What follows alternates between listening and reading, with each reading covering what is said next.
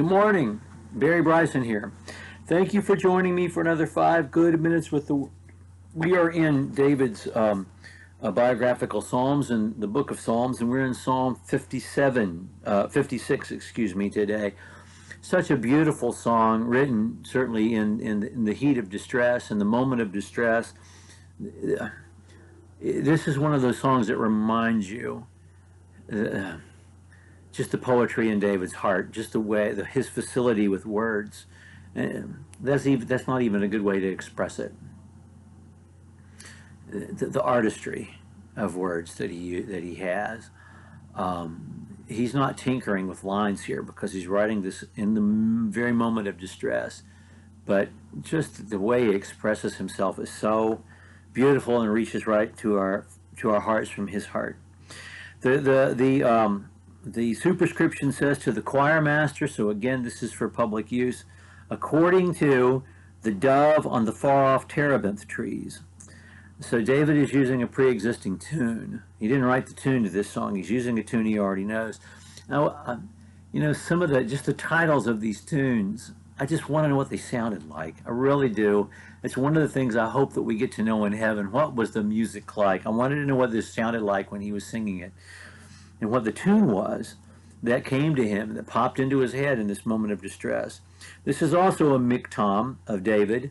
Psalm 51 was described as a psalm. That's the kind of song it was. This is a miktam. We don't know what that means, but it's the kind of song that it is. And it's when the Philistines seized him in Gath. These events happen in 1 Samuel chapter 21. And of course, he's already written about this in Psalm 34. We've already looked at that psalm. And this is the event when he ends up in Gath, which is not a bright thing to do, to go to Gath. The Philistines are the enemies. It's like if you're fleeing from, if you were fleeing from an unrighteous king, you go to your enemy who wants to kill you too, which is exactly what he did. And so that wasn't a very good choice to make, but he thinks quite quickly in the moment and pretends to be insane and lets his spit run down on his beard and wanders around like an insane person. And Ahimelech, the king of Gath, has one of the funniest lines in the Bible. He says, "Are there not enough insane people in Gath that you'd have to bring this guy here too?" And they don't kill David; they just get rid of him because they think he's insane. And in Psalm 34, which is written after this deliverance happens, David gives all the credit to God. He doesn't say, thank you for giving me quick thinking. He says, thank you for delivering me. You did all this, and I'm so thankful. Psalm 56 happens after that. Before that. It comes after, but it happens immediately before. This is the cry for help that produces the deliverance that he celebrates in Psalm 34. So let's just read that. Be gracious to me, O God, for man tramples on me. All day long an attacker oppresses me. My enemies trample me all day long, for many attack me proudly. When I am afraid, I put my trust in you, in God, whose word I praise. In God I trust. I shall not be afraid. What can flesh do to me? All day long they injure my cause. All their thoughts are against me for evil. They stir up strife, they lurk, they watch my steps, as they have waited for my life. For their crime will they escape? In wrath cast down the peoples, O God. You have kept count of my tossings. You've put my tears in your bottle. Are they not in your book? Then my enemies will turn back in the day when I call. This I know, that God is for me. In God, whose word I praise, in the Lord, Yahweh, whose word I praise, in God I trust. I shall not be afraid. What can man do to harm me? I must perform my vows to you, O God. I will render the thank offerings to you. For you have delivered my soul from death, yes, my feet from falling, that I may walk before God in the light of life.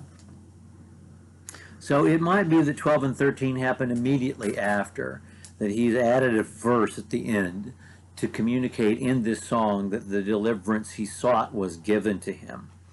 It's just so vivid You know, his enemies are numerous. He has no place to go where he's safe. They walk on him. They trample on him. They hunt him down like they are predatory beasts, and he's the prey.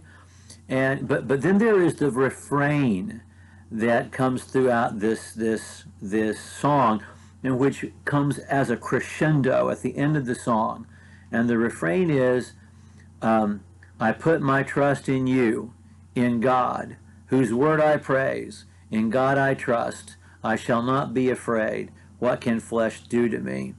And so there's a sense in which his head is talking to his heart, and his heart is panicking, and his head is saying, "Listen, God is your God, and you know that he'll take care of you. So don't be afraid of anything." And it comes as a crescendo at the end, you know, "In God, whose word I praise. In the Lord, Yahweh, whose word I praise. In God I trust. I shall not be afraid. What can man do to me?" And then in the heart of this song, though, is this beautiful couplet in verse 8. "You have kept count of my tossings. You put my tears in your bottle. Are they not in your book?" And it's like God, in the first line, God is the parent who sits up with the kid at night who's sick, and who counts every breath, who counts every time that you know the troubled child tosses in their bed. You kept a tally of every time I've tossed in my bed. And so there's that image, and it's just a few words.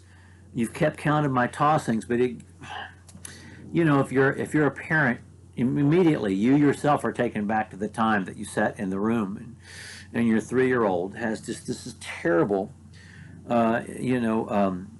congestion in their head, and you're listening to every breath to make sure that they can breathe, and you're just helpless, and you because you love them so much, and he conjures up that image. And then this is the first reference we have, I think in ancient literature, to lacrimals.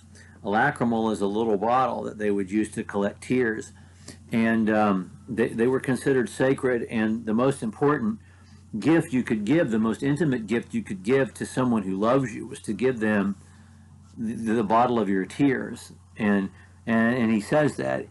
He says, "You have put my tears, you collected them yourself. You put my tears in your bottle, and then you've tallied them too. You've recorded them in your book. You know, you've counted every tear. Every time I've rolled over in my bed because of stress, you've counted that too." I just love verse 8. It's such a beautiful verse, and it just David knows that God loves him, and he feels it. In a way we all want to, in a way we all should. And if David teaches us nothing else, he really gives meaning to John 3:16. He really does. And 1,000 years before, 1,100 years before John ever wrote that verse. Okay, so we're in 57 next time. Thank you for joining me for what is now 8 good minutes with the Word. We'll see you next time.